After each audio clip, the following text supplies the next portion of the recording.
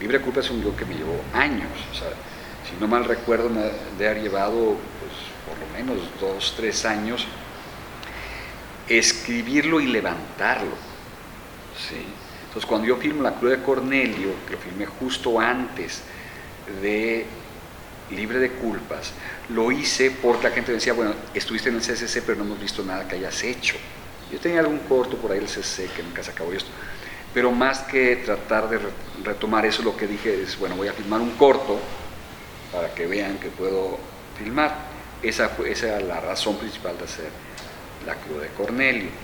Y sí, efectivamente funcionó. A partir de ese corto la gente decía, bueno, pues sí sabe filmar, y pude conseguir, digamos, los apoyos para Libre de Culpas, ¿sí? Es una película que contiene muchos elementos autobiográficos, no en cuanto hacia un personaje mío, sino en cuanto, digamos, a un mundo que yo viví pues de manera muy intensa de joven, digamos. Es una película que reúne mucha experiencia de vida, hablando sobre una ciudad pues, que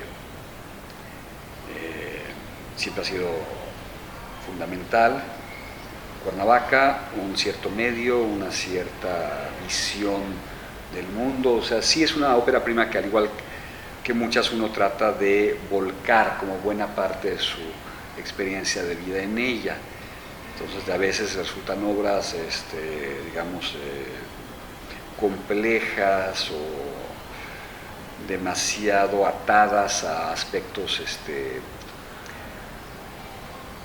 biográficos, pero aquí, bueno, un poco por la experiencia que yo tenía como escritor y todo, y sobre todo por las etapas por las que fue pasando el guión, porque bueno, yo un guión pues no lo reescribo 3 veces, 5 veces, lo reescribo 40 veces, las que sean necesarias. Es un trabajo que nunca se acaba, como decía Borges, pues, la obra se abandona, no es que se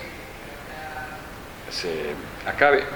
Y digamos, sí era un guión muy, pues con mucha como densidad, y tuve la fortuna de contar con un productor muy talentoso, Abelino Rodríguez, que era sumamente joven cuando la hizo, un fotógrafo extraordinario, Sergei Saldívar, en fin, un equipo muy bueno, y también estuve mucho tiempo para ensayar y cosas así, por lo mismo que el proyecto no se levantaba. O sea, de hecho, cuando se levantó fue casi un milagro. Es un año 1995 que se filmaron, creo que solamente, no me acuerdo si 5 u 8 películas en México, y esta fue una de ellas. El IMCINE todavía no funcionaba como ahora, no tuvimos ningún subsidio directo de ellos, se armó de milagro gracias al talento de este joven productor, y bueno, pues nadie cobró sueldo, cosas así. Sin embargo, creo que la película pues resiste bastante bien el paso del tiempo. A mí me gusta pensar que mis películas no corresponden, digamos, nada más a una época. De hecho, suelo sacar los elementos que podrían corresponder específicamente a una época.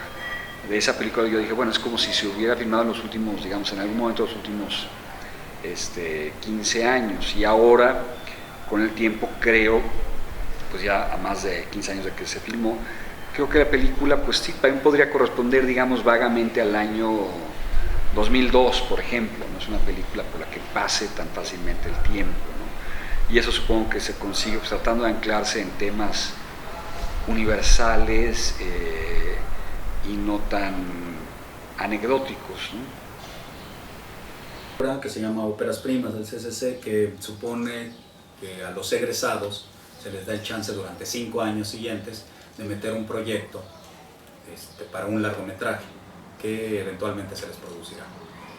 Normalmente llegan 17, 20, 25 proyectos, y tiene que ser no una idea, sino un proyecto completo en donde tengas ya decidido desde tu fotógrafo, tu productor, etcétera, una carpeta de producción, todo como lo debes de llevar a un posible productor. El CCC pone la mitad, IMCINE pone la otra mitad de la lana, y cada año, más o menos, a veces año y medio, se saca al ganador y una nueva ópera prima, ¿no? del CCC. Ese es el formato. Yo tenía escasos meses de haberme graduado, de haber salido del CCC, y no quise esperarme en la siguiente convocatoria, parte porque fui a ver 2 o 3 películas mexicanas de ese momento, muy malas, y me dio mucho coraje el ver cómo había gente que con una facilidad enorme puede conseguir recursos para filmar una y hasta 2 y hasta 5 veces cosas tan obsoletas, sin gracia y totalmente desechables, y que como muchos otros que conozco, y en mi caso también, pretendíamos que hacemos o podríamos hacer mejor cine o queremos hacer grandes cosas y todo, pero somos tan miedosos que siempre estamos esperando y nos roban el mandado. ¿Por qué? Porque hay quien se está chupando nuestra agua y nuestra sangre y nuestro oxígeno, cuando no son la mitad de buenos que muchos de nosotros, ¿no? Pero son muy hábiles. Entonces me dio mucho coraje y dije, bueno, no lo elabores de esa manera, convierte tu coraje un poco en esta técnica que me dices de esta arte marcial nueva, en que ¿no? Convierte la agresividad del otro, canalízala y nulifícala, ¿no? Si no la puedes hacer buena, cuanto menos hazla cero, ¿no? Exacto. Y acá un poco fue eso, ¿no? Después de ver estas películas infames, dije, bueno, ¿y cuál es entonces tu propuesta? ¿No? Entonces lo escribí todavía máquina, era una máquina eléctrica, pero no tenía yo computadora. Te estoy hablando del 2003, y empecé ahí a escribir, y cuando tuve todo el legajo así completo, me tiré a dormir 2 días o 3 días antes de volverlo a revisar, que obviamente traía estos clásicos errores ahí cronológicos y de personajes y de todo, y después empecé a detallar, metí el proyecto y después de un largo proceso de selección entre los 17 o 20 que éramos, fueron descartándose, algunos se salieron, algunos acá, y fue quedando, y el mío fue el ganador del ópera prima. Filmamos, pero te dan los resultados, das de cuenta, en agosto, y te dicen, pues sabes que si no ejerces tu presupuesto en este mismo año, se te quita. Entonces de agosto tuve que levantar la película en 2 meses, filmar en 3 semanas en exteriores, una semana en la Ciudad de México, y tener todo listo. Para después todo el 2004 editar, etc. Y logramos estrenar en Guadalajara en marzo del 2005. Y pues ya en Guadalajara, después de estos 2 años que te platico un poco más, entre el guión, la realización, la postproducción y todo, conseguir la lana, fue llegar muy endebles y destrozados a Guadalajara, soportar el vapuleo de prensa, de periodistas, de alumnos, de lo que te cuento, que de repente en los festivales muchos de los espectadores se constituyen como si fueran los críticos más feroces del mundo, aunque no sepan nada, ¿no? Realmente, pero bueno, tienen el derecho, si ven la película y todo, y te va como en feria de repente, hasta que un poco la crítica internacional, los más especializados y todo, empezaron a alabar la película después de su primera presentación, y empezó a pasarle cosas, y obtuve ahí mis primeras invitaciones a varios festivales, al de Cannes, al de Tribeca, al de Múnich, al de Sarajevo, etc. Y empezó a moverse la película, y un festival muchas veces te va trayendo otro, y se hace así como una red, ¿no? La gente va hablando de tu película. Ahí en Guadalajara la premiaron también, tuvo 3 premios ahí en Guadalajara, y empezó a... Fijaos que llegué con el pie derecho con la película, y yo no tenía mayor referencia, ¿no? Era una película, en todo caso, escolar, una ópera prima. La mayoría de los puestos era la primera vez que tenían ese puesto del director de fotografía, era la primera vez que dirigía la fotografía de un largometraje. La directora de sonido igual, yo como director también, todos estábamos debutando en un largometraje. Él ha estado trabajando en Morelia, y a través de la gente que ha hecho teatro en Morelia y con la que yo he tenido relación allá, de pronto tiene alguna información de mí y me busca. Entonces viene a Jalapa con la idea de hacer la filmación de Noticias Lejanas, de buscar al elenco, se hicieron todo el casting, etcétera, etcétera. Pero de alguna manera él tenía ya alguna información conmigo y ya sabía qué papel era el que yo tenía que hacer. Entonces llegó y me buscó directamente y me dijo, esta película, está este papel, etcétera. Estuve con él en parte del casting.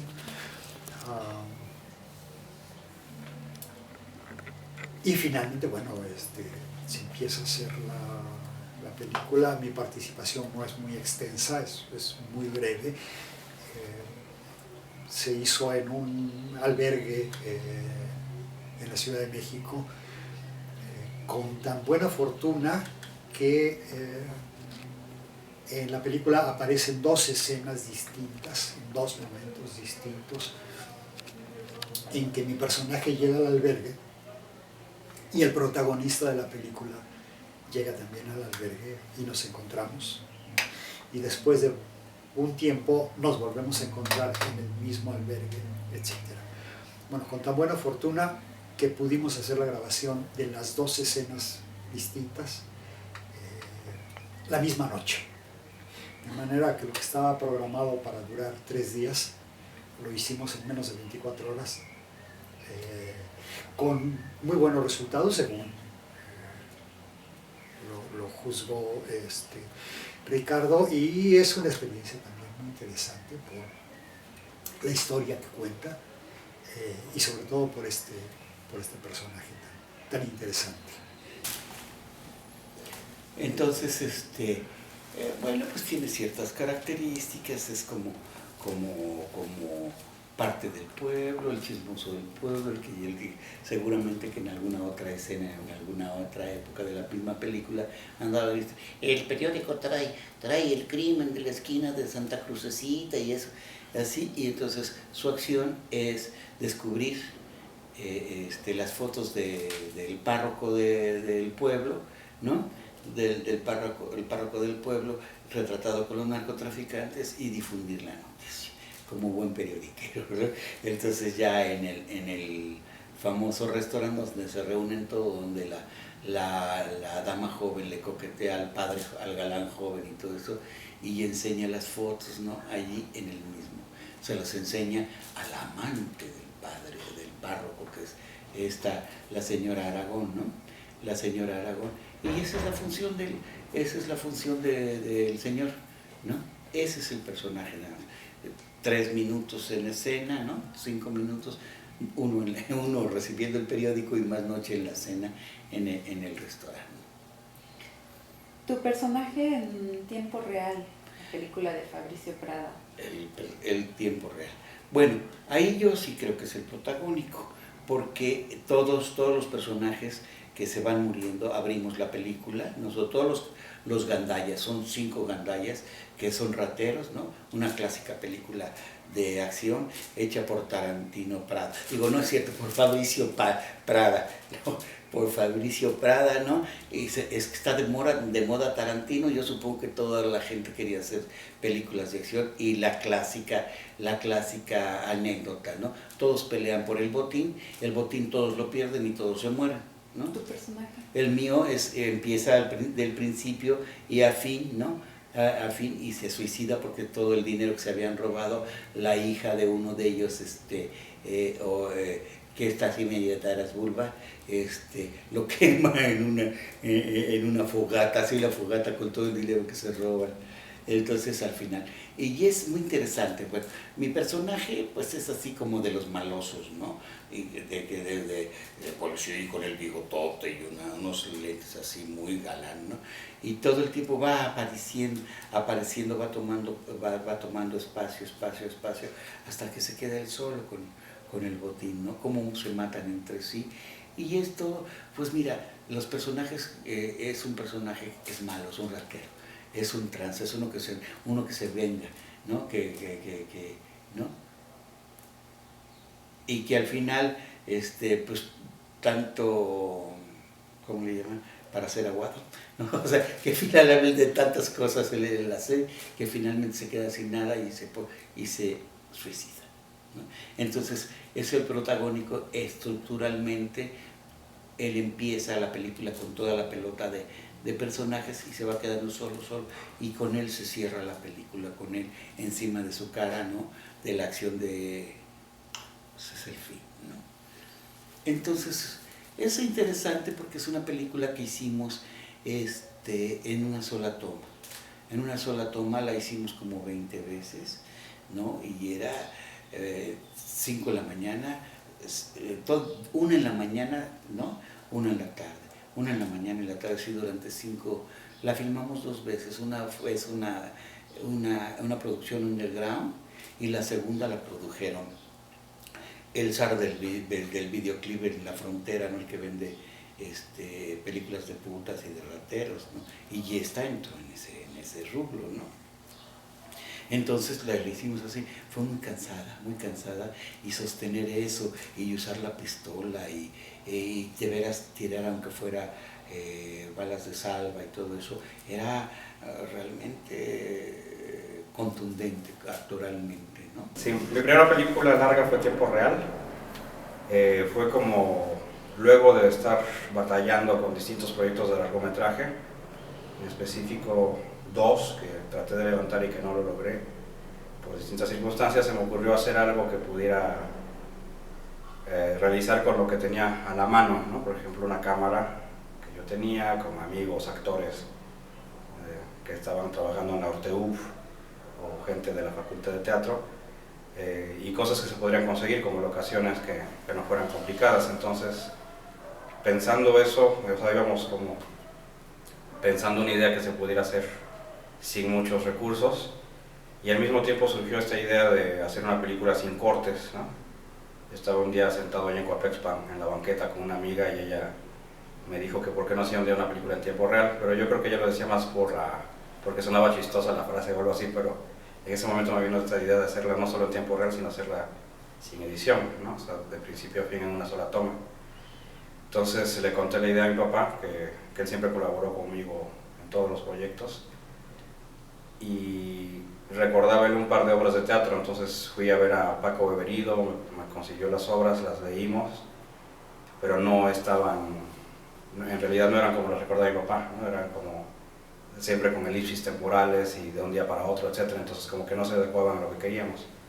Y de ahí surgió la idea de escribir un guión original, y lo fuimos escribiendo poco a poco, no poco a poco, pero rápido. O sea, como en un mes y medio ya teníamos el guión, y mientras íbamos escribiendo el guión ya íbamos viendo lo difícil que era hacerlo sin cortes, ¿no? Porque ya lo normal era, por ejemplo, esta banda se lleva el dinero de esta bodega y llega a una casa de seguridad, y ahí estábamos escribiendo y nos damos cuenta que en medio había un trayecto y que eso había que verlo, porque si no ibas a cortar no podías pasar de una locación a otra sin lo que pasaba en medio, ¿no? Entonces nos regresábamos a escribir esas partes y todo, y a la mitad del guión ya comencé a invitar a actores a la casa a ir leyéndolo, ¿no? Íbamos leyendo, ya viéndolo en personajes, y ahí también surgían algunas ideas cuando escuchábamos las lecturas y seguimos aplicándolas en el guión. Después de eso ya vino la cuestión de ensayos, locación por locación, y luego trayectos de un lugar a otro, viendo cronómetros y ver si cabían, ¿no? Dentro del tiempo que podíamos hacerlo, ¿no? Esto fue el año 2001. Todo el año 2001 estuvimos dedicados a esa película, desde enero hasta diciembre, que se hizo un rodaje ya final, ¿no? Ya con equipos. Porque al principio hicimos por el mes de mayo un ensayo grabado ya con los trayectos y todo, pero como que todavía no cuadraba algo. Obviamente era como un ensayo sin recursos, en donde nos apoyó la UB, estaba Lorenzo Arduengo y estaba muy pendiente de nosotros en el rodaje, y nos llevaba incluso cosas de comer a la mitad del rodaje, etc. Y de ahí, con ese cassette, Lorenzo Arduengo me presentó a Hugo Stiglitz, me lo presentó en Guadalajara. Entonces, unos meses después de que lo conocí, le caí a su casa y le mostré ese ensayo que hicimos, y a él le gustó mucho para producirla, pero ya con equipo profesional, ¿no? Ya trayendo de México luces, trayendo pues, equipos de sonido, etc. Entonces ya logramos en diciembre hacer un rodaje con la película donde incluíamos 15 locaciones, todas en acción continua y sin cortes. Entonces teníamos que hacer toda una logística para poder cerrar 20 cuadras que funcionaban como nuestros sets, ¿no? Entonces en el momento en que la cámara iba a pasar, ya tenían que haber elementos de tránsito que iban a cerrar la circulación para que nosotros pasemos sin tener que pararnos, ¿no?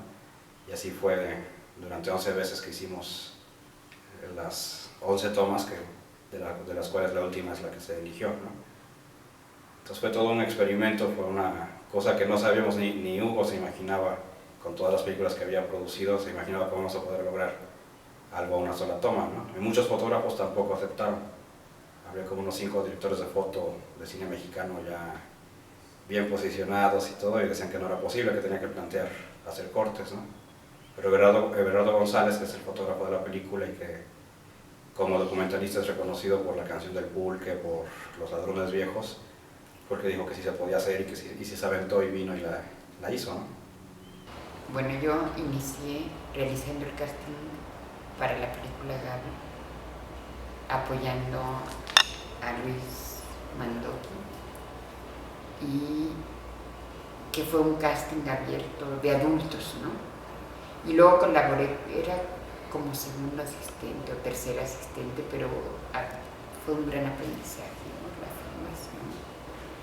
Y después de eso ya me enfoqué a casting de niños, donde ya con Voces Inocentes inicié con Claudia Becker y terminé yo con el casting, que fue muy complicado porque se requería un niño con unas como cualidades.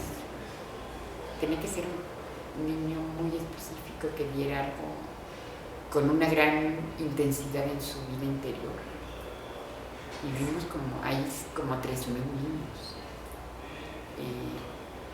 Y no aparecía, ¿no? Como un niño que tenía visualizado Luis, ¿no? Incluso me fui a colonias populares, acabé en la delegación porque la productora no acabó de arreglar el permiso y pues es muy delicado,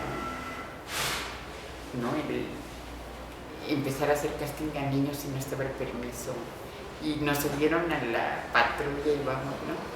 Y bueno, se arregló inmediatamente, pero sí fue muy intenso. Me fui también a una colonia paupérrima, que una amiga hace trabajo como religioso con ellos y me invitó. Y los traje a la ciudad, niños que nunca habían salido de su colonia, de sus casas de cartón, como experiencias muy intensas, ¿no? Y finalmente, como que llegó este niño recomendado por una persona de TV Azteca. Pero en cuanto lo vi, dije, sí, ¿no? Y le decía, porque Pablo, mi hermano, también trabajamos preparando en un taller a los niños. Y me decía, pero es muy chiquito, ¿cómo crees? Y ya que lo vio Luis dijo, es ese. Un niño con una intensidad que expresaba a través de la mirada. Pero muy complicado porque no era actor ni había tenido ninguna preparación. Y un niño que le costaba mucho trabajo retener. No se podía aprender nada. Entonces también ahí hicimos el trabajo de coach actoral. Y casi era estar debajo de la mesa recordándole de pronto el texto. Pero también fue muy rico. Trabajamos con todo el grupo de niños. Y bueno, una película muy difícil. Fue en la Veracruzana, y es de las experiencias más ricas. Porque, bueno, me invitó Raúl Cermeño porque se fue el maestro de pantomima. Yo tenía 22 años de recién. Estaba empezando en filosofía y letras y los alumnos de la Veracruzana eran mayores, ¿no? O de la edad mayor. Y creo que yo ahí aprendí enormemente, ¿no? Y descubrí que me apasionaba la enseñanza. Fue así como un encuentro muy fuerte con los alumnos. Yo llegué a Jalapa después de muchos años de estar en este grupo de pantomima con gran rebeldía, porque había toda una cuestión de tal lo hace bien y tal mal, o en la facultad apenas tomabas una clase y ya todo el mundo, tal es bueno, tal es... No, yo traía mucha rebeldía en ese sentido, entonces llegué a Jalapa y les dije, lo importante es que cada uno se reconozca y se encuentre y no ser como herramientas para que el director se exprese, sino que como actores encontraran su querer decirle al mundo algo. Y el examen, bueno, les di toda la técnica de Fialca Y el examen les dije, ahora con esas herramientas, pregúntense qué quieren decirle a la vida en este momento y háganlo, ¿no? Y eso no sé, a mí, bueno, los maestros me decían, los exámenes son dirigidos por el maestro, ¿no? Yo dije, pero no. Y generalmente les ponían malas calificaciones, no sé. Y fue una explosión de creatividad, dando por resultado, bueno, se presentaron su examen y Raúl Cermeño dijo, se va a la Muestra Nacional de Teatro. Y era la creatividad de los, que además era un grupo increíble, ¿no? Pero como que se juntó mi rebeldía con la de ellos y fue una explosión así maravillosa. Y bueno, estuve varios años yendo y viniendo los fines de semana, pero sí lo recuerdo como las etapas más ricas de toda mi carrera. La actuación es una paradoja. Es real, pero no es real. En el sentido que tiene que ser auténtica, tiene que ser verosímil, pero no puedes matar de veras a la persona, ¿no? Ni pegarle de veras, porque vas a repetir la escena varias veces y a la tercera, cuarta, décima ya no va a estar vivo, ¿no? ya va a estar como para la última escena, ¿no? Entonces sí, a mí me gusta mucho, a mí me apasiona tremendamente la actuación. Y he leído mucho y ese curso, ese seminario que te digo de la bifrontalidad, es eso, ¿no? Es manejar la actuación, pero a la vez estar muy consciente de que el golpe va a llegar hasta aquí y rebotar y tú tienes que tener toda la carga emotiva de que es real, ¿no? Pero no lo tienes que voltear real. Y tienes que saber que luego siguen otras cosas y que tienes que voltearte para que se vea a foco la acción, ¿no? O sea, que le toca golpear al otro, que va a un diálogo, ¿no? O que viene una curva, un enfrenón, cosas así, ¿no? En el teatro, por ejemplo, ¿no? Igual, ¿no? Entonces es muy sabio reconocer que la actuación es algo construido, elaborado, que es algo deliberado, que es algo artificioso, que es compuesto, ¿no? Y que es consciente sobre todo, ¿no? Y que es divertido, a lo mejor, y que es divertido.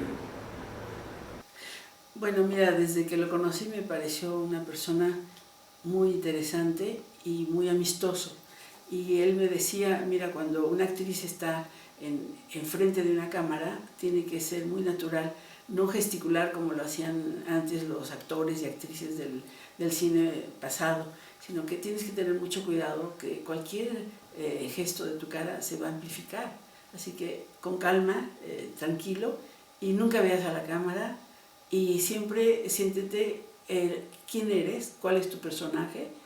Y eso pues yo ya lo había aprendido un poco con Sekizano, de saber que no eres tú, pero eres otra persona, eres un personaje. Entonces yo me posicioné muy bien de mi papel de muchacha nativa de las Islas Marías, y que él, con la ayuda de él, pues yo me sentía segura, porque él cada vez estaba muy atento a todo, y siempre le pedía a otras personas, mira, ayúdala en esto, atento. Y claro, con Pedro Infante juntos repasábamos los diálogos. Era muy bonito porque el ambiente ahí de las islas era muy agradable, inclusive en México, que estuvimos en varias locaciones, en la estación de trenes, estuvimos en la Basílica de Guadalupe, estuvimos en la calle, en varios lugares, en la casa. Entonces él era muy, pues, como decir, colaborador, muy afectuoso, ¿no? Porque como yo estaba jovencita, tenía yo 17 años, pues me trataban realmente muy bien, ambos, tanto Emilio como Pedro, los dos. Y los del staff y las maquillistas, toda la gente, yo me sentía como, ay, ¿qué creerán que soy yo? Porque me atendían así como en una charola de plata, ¿no? Yo me sentía pues rara y me decían, no, es que así es en el cine. Dice, y tú les caes muy bien porque no eres vedette, no te sientes así la gran cosa, como las actrices como María Félix o Dolores del Río. No, tú les caes bien por sencilla. Y yo les decía, pues sí, por inocente, yo creo. Y entonces sí, la experiencia con el Indio Fernández fue muy positiva. La verdad, yo siento que fue uno de los directores que sabía muy bien lo que quería y sabía dirigir muy bien, sabía cada detalle perfecto, ¿no? En cambio con los otros, como que le daban a uno más libertad. Claro, el indio también me daba libertad, pero estaba muy atento, ¿no? Si había algo que no le gustaba o que no pensaba, pues me lo decía enseguida. Inclusive tuve muchas escenas en que corro mucho porque siempre ando ahí espiando al Pedro Infante ahí, porque desde el que llega me llama la atención. Entonces él me decía, el indio Fernández, oye, te han de doler mucho las piernas por tanto correr, que te den masaje, que todo, ¿no? Cuidaba. Sí, muy interesante realmente. Y lamenté mucho cuando ya no pudo seguir siendo director. Después se dedicó a ser actor y trabajó en unas películas con Alberto Isaac. Creo que una que se llama algo del Rincón de las Vírgenes, sale él ahí como actor, sí, pero ya no como director. Y claro, tenía fama de mujeriego y todo, pero conmigo no, fíjate, porque yo creo que como estaba mi mamá, él pidió que estuviera mi mamá, él respetaba mucho, ¿no? Y no se lanzaba así como uno piensa, voy a estar en las garras del director, no, realmente no.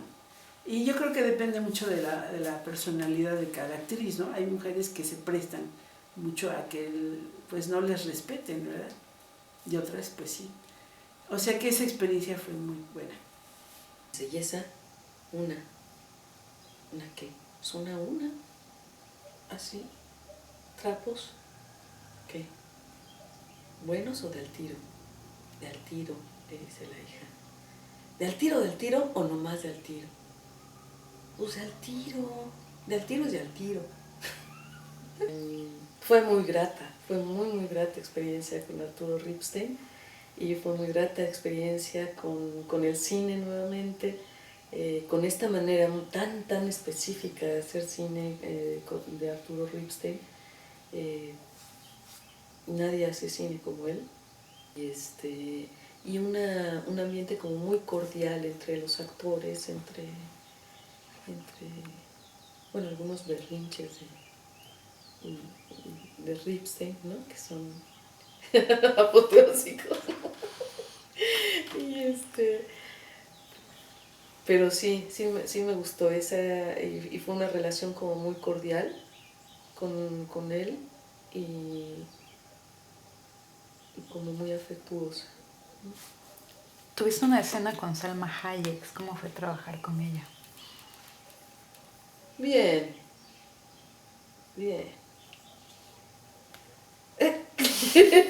Te presumo. Sí, claro. Subía yo al camión uno de los viajes a México y me encuentro a una amiga, Leticia Cufré, mexicana de origen argentino, y ella era amiga de la productora de la película y entonces había tenido oportunidad de verla antes del estreno. Y entonces me dice, acabo de ver El Coronel, te comes de un bocado a Salma Hayek. Y yo así, todo el mundo volteando a ver quién se comía de un bocado a Salma Hayek, ¿no? Pero lo más bonito fue trabajar con Marisa Paredes, ¿no? Marisa Paredes es una actriz extraordinaria, una actriz muy generosa, además, ¿no? Cómo te ayuda a empatarte con ella a nivel de energía, a nivel de proyección, a nivel de relación entre personajes, es muy bonita, muy bonita. Y a ella también creo que le gustó trabajar conmigo. Hablé con el maestro Cermeño, que fue mi último maestro en Bellas Artes, y me preguntó, ¿por qué vas a Rusia? Yo vengo de Polonia, lo único que me traje fue una polaca y no he hecho nada. Dije, bueno, estuve 12 años, no conozco este país, ¿a qué te vas? ¿A lo mismo? ¿Por qué no te quedas mejor? Trabajas aquí, conoces cuál es el mercado de los actores, del cine, del teatro, la televisión, y luego si quieres te vas. ¿Por qué te quieres ir? Le digo, pues me siento mal entrenado. Y él era director de la Facultad de Teatro de la Universidad de Veracruzana. Me dijo, bueno, pues si te sientes mal entrenado, yo te ofrezco que entres a la Facultad de Teatro de la Universidad. Empieza de 7 de la mañana, termina a las 11 de la noche. me sorprendió el horario, dije, perfecto para trabajar. Y así fue que llegué a la maravillosa para entonces Universidad de Veracruzana. Y bueno, en la compañía dicen que fue la época de oro de la compañía de la Universidad Veracruzana. ¿Cómo se vive esa época? ¿Quiénes son tus compañeros? Pues mira, todo esto gracias, por supuesto, a Bravo Garzón y al señor Hernández Ochoa, que era el gobernador. Y todavía gente que se interesaba por la cultura de México, que se interesaba no de palabras, sino en acciones y en presupuestos, porque para eso están ahí esos señores, para dar la puerta abierta o cerrarle la puerta a un presupuesto que va dirigido ya sea a salud, a cultura, a educación, a lo que sea. Ellos eran de alguna manera dos personas sensibles que permitieron que la Universidad Veracruzana tuviera fama internacional como una universidad en donde las artes y las humanidades era de primerísima. Yo creo que en América Latina no existía una universidad así. Y me atrevo a decir que tampoco en los Estados Unidos, porque allá prácticamente las universidades, si no todas, la gran mayoría que se interesa en este tipo de cosas son de paga. Y aquí pues era la Universidad de Veracruzana, del Estado, que paga el pueblo con sus impuestos. Me quedé 5 años, desde el 80 hasta el 85. En el 85 me vengo a la Ciudad de México, intentando trabajar en el cine. Y bueno, resulta que me quedo. Bueno, me paso la estafeta con el maestro Luis de Tavira y entro a formar el Centro de Experimentación Teatral con él, que eran casi los mismos lineamientos que tenía yo en Jalapa. Ensayos, talleres, maestros nacionales y extranjeros, directores que nosotros elegíamos para dirigirnos, un grupo de actores en constante preparación al que yo pertenezco, ¿no? Entonces, bueno, a seguir creciendo como actor. Yo creo que mi fue renuncia realmente, porque claro, yo recibía un sueldo como integrante del Foro Teatral Veracruzano. Entonces, al dejar yo la Universidad de Veracruzano, pues tengo que renunciar a las prestaciones y el sueldo que me daban. Pero también lo tuve que poner en la balanza, ¿no? O me quedo aquí y paso a ser más que un actor, un trabajador de la universidad con todas sus prestaciones, con un buen sueldo que puedo ir mejorando, pero tengo que quedarme aquí, cumplir con ciertas horas, sea quien sea el director, sea quien, cuando sea lo que vayamos a poner. Y muchos se quedaron ahí por eso, pero entonces la calidad bajó muchísimo, ¿no? Ya no hubo el respaldo para traer, salió Cermeño, ya no hubo el respaldo para traer nuevos directores, ya entraron los tecnócratas al gobierno y se acabó el presupuesto para la cultura y sobre todo para las artes, y para abajo. Y tengo ahí compañeros todavía que pues, siguen ganando muy bien, pero que ya se volvieron más bien como burócratas. Y es terrible decirlo, afirmarlo, pero implica que tú como actor, estando allá, deberías tener una apertura absoluta para continuar con tu preparación, una disciplina personal para continuar, ¿no? Y no la hay porque se empiezan a hacer grupitos y yo me acuerdo todavía estando ahí que uno de los compañeros, porque Cermeño reunió las 3 compañías, la infantería teatral, que era de actores, digamos, pues aficionados, que tenían un buen entrenamiento, pero no habían tenido pues un entrenamiento dentro de una currícula. Y Pepe Will, para encontrar a su protagonista, que era yo, Pepe empieza una generación nueva en el cine. Y aquí, con el cine que arranca por ahí en esa época, se le empezó a llamar Nuevo Cine Mexicano. Una frase que se ha repetido también a lo largo de la historia, ¿no? porque los que hacían cine en los 70s también fueron nuevos cine mexicano, ¿no? Casals, Jacques Steinfons,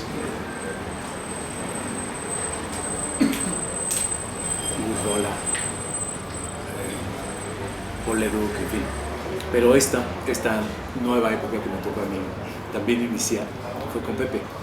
Y Pepe lo que hizo fue buscar a su actor por su trabajo. Entonces fue al teatro, me vio en el teatro y dijo, ese, quiero que ese sea, ¿no? Pero las dificultades con las que me enfrenté para poder entrar al cine, porque... Como protagonista. Como protagonista. En ese momento el cine depende de quiénes son los funcionarios que están al frente, ¿no? Era una forma de hacer cine. Por eso se llamó nuevo cine mexicano. Porque las fórmulas ya estaban establecidas. Eran entre amigos, eran los famosos, eran los que salen en la tele, o eran los comerciales. Y entonces le dijeron que yo quién era. Y yo, pues, él era el guionista y él era el director. Y él quería que yo fuera su actor, ¿no? Le dijeron no. Mejor queremos a X, ¿no? Que era famoso. Entonces la lucha entre esta generación de cineastas nuevos, que lo que quieren es hacer un trabajo evidentemente creativo con lo que ellos consideran que lo pueden hacer. La lucha de Pepe con los funcionarios en turno, ¿no? Que había siempre muchísima corrupción, ¿no? Ellos querían que fuera para pagarle tanto, o querían El caso es que finalmente aceptaron que era yo porque Pepe se sostuvo y me pagaron nada, ¿no? Una miseria. Pero era mi primera película y dije, bueno, ni siquiera importa. Realmente no importa cuánto te pagan si la historia o la película te interesa. Pero eso te quería comentar, de cómo esta nueva generación de cineastas tiene que romper con las estructuras que ya estaban tan afianzadas y tan sucias, tan poco honorables, ¿no? Dentro de la industria cinematográfica. Y así te puedo hablar de eso como de la gente que estaba en la Academia de Ciencias y Artes y que decidía a quién darle los premios y que se los repartía, ¿no? Pues a ti te toca el productor era el... Pero eso ocurre en todo el mundo, en todo el mundo. Pánico en el Paraíso. Okay. Yo hacía una película con Carlos García Gras, una novela de Paco Ignacio Taibo, que es Velasco Arán, ¿no? Las novelas de Velasco Arán. Y era Sergio Goyri el que hacía Velasco Arán, era Televicine. A mí me invitó Carlos a hacer un papel que me encantaba y lo hice. Y ahí hablando con Sergio Goyri me dijo, sabes, yo quiero producir cine, voy a hacer 2 películas. Y a mí me pareció maravilloso que un muchacho entonces tuviera ganas de hacer cine con su... Dije, qué padre, ¿no? Te quiero invitar, le dije, sí. Y sí, me invitó y me metí a una historia que era pésima cosa, ¿no? Pésima. Yo normalmente no la pongo en mi currículum, cosa que la encontraste ahí, porque además hago una cosa así chiquita, qué bueno, y allá lejos, ¿no? Ahí me encontré con actores de alta talla que me decían, hay que hacerlo todo, hay que hacerlo todo, tú como lo haces bien hay que hacerlo todo, no importa, ¿no? No hay que hacerlo todo, hay que elegir las historias, porque una mala historia no la levanta nadie. Una historia mediocre, no hay nadie que la levante. Entonces eso sí, lo puedo asegurar, hay que hacer las mejores cosas, hay que ser muy selectivo. Y si nuestros guionistas o nuestros dramaturgos son mediocres, hay que exigir mucho más, así como se le tiene que exigir al actor, mucho más. Porque no se vale la mediocridad, ni la pequeñez, ni la mezquindad, ¿no? Hay que ir por más, hay que crecer y hay que seguir trabajando constantemente. Entonces por eso hago hincapié en esta película. No hay que hacerlo todo, hay que ser muy selectivos.